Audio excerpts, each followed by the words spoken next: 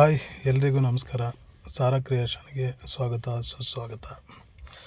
ನಾನಿವತ್ತು ಒಂದು ಟಾಪಿಕ್ ಬಗ್ಗೆ ಮಾತಾಡೋಣ ಅಂತ ಬಂದಿದ್ದೀನಿ.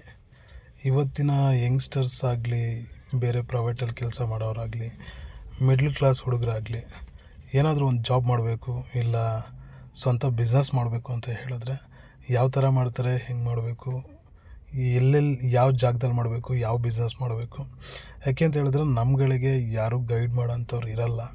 ಸೊ ಹಾಗಾಗಿ ನಾವು ಯಾವುದೋ ಒಂದು ಬಿಸ್ನೆಸ್ನ ನೋಡಿದ ತಕ್ಷಣ ಈ ಬಿಸ್ನೆಸ್ನ ಹಿಂಗೆ ಆಗುತ್ತೆ, ಇದೇ ಥರ ಆಗುತ್ತೆ, ಇಷ್ಟೇ ಪ್ರಾಫಿಟ್ ಬರುತ್ತೆ, ಇದರಲ್ಲಿ ಹಿಂಗೆ ಬರುತ್ತೆ ಅಂದ್ಕೊಂಡು ಬ್ಲೈಂಡಾಗಿ ಯಾವುದೇ ಕಾರಣಕ್ಕೂ ಮಾಡೋಕ್ಕೆ ಹೋಗಬೇಡಿ.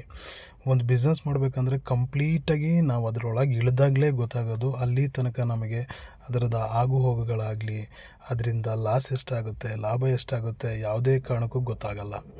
ಸುಮ್ಮನೆ ಯಾರೋ ಹೇಳ್ತಾರೆ ಅಂತ ಬ್ಲೈಂಡಾಗಿ ನಾವು ಈ ಬಿಸ್ನೆಸ್ಸಲ್ಲಿ ಇಷ್ಟು ಲಾಭ ಇದೆ, ಇದರಲ್ಲಿ ಇದೆ ಇದು ಮಾಡಿದ್ರೆ ಇಷ್ಟು, ನಾವು ನೋಡಿದ್ದೀವಿ, ನಾನು ಅಲ್ಲೇ ವರ್ಕ್ ಮಾಡಿದ್ದೀನಿ, ಈ ಥರ ಮಾಡೋದಕ್ಕೂ ಮೈನಾಗಿ ನೀವು ಹೋಗಿ ಆ ಜಾಗದಲ್ಲಿ ಕೂತಿ ನಿಮ್ಮ ಇನ್ವೆಸ್ಟ್ಮೆಂಟ್ ಹಾಕಿ ಮಾಡಿದಾಗ ಮಾತ್ರ ನಿಮಗೆ ಅದು ಕ್ಲಾರಿಟಿ ಸಿಗುತ್ತೆ.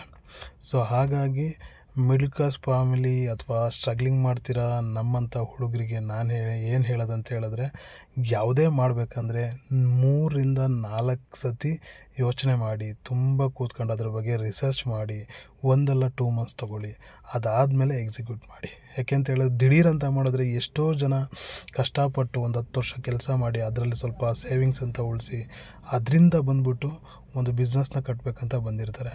ಅದನ್ನು ಮಾಡಿ 3 ಮಂತ್ಸ್ 4 ಮಂತ್ಸ್ 6 ಮಂತಿಗೆ ಅದರಿಂದ ನಾವು ಲಾಭ ತೆಗಿಯೋಕ್ಕಾಗಲ್ಲ.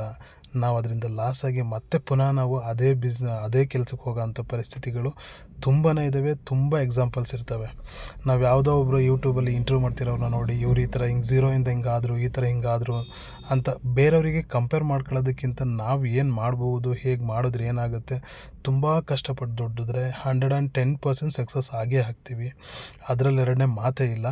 ಬಟ್ ನಾವು ಅದನ್ನು ಹೇಗೆ ದುಡಿಬೇಕು, ಯಾವ ಥರ ಕೆಲಸ ಮಾಡಬೇಕು, ಅದನ್ನು ಎಲ್ಲಿ ಇಂಪ್ಲಿಮೆಂಟ್ ಮಾಡಬೇಕು, ಅದನ್ನಂತೂ ನಾವು ಪಕ್ಕಾ ತಿಳ್ಕೊಂಡು ಪರಿಪಕ್ವವಾಗಿ ಮಾಡಿದ್ರೆ ಮಾತ್ರ ನಾವು ಬಿಸ್ನೆಸ್ಸಲ್ಲಿ ಇಂಪ್ರೂವ್ಮೆಂಟ್ ಆಗೋದಕ್ಕೆ ಸಾಧ್ಯ. ಇಲ್ಲ ಅಂತ ಹೇಳಿದ್ರೆ ತುಂಬಾ ಕಷ್ಟ ಇದೆ. ಸೊ ಇದು ನನ್ನ ಅನಿಸಿಕೆ ಅಷ್ಟೇ. ಬೇರೆ ನೀವು ಯಾರಾದರೂ ಮಾಡೋರಿದ್ದರೆ ಯೋಚನೆ ಮಾಡಿ, ಥಿಂಕ್ ಮಾಡಿ, ನಿಮಗೇನಾದ್ರು ಐಡಿಯಾಸು ಏನಾದರೂ ಇದ್ದರೆ ಹೇಳಿ, ಕೇಳಿ ಮಾಡಿ. Okay, all the best guys.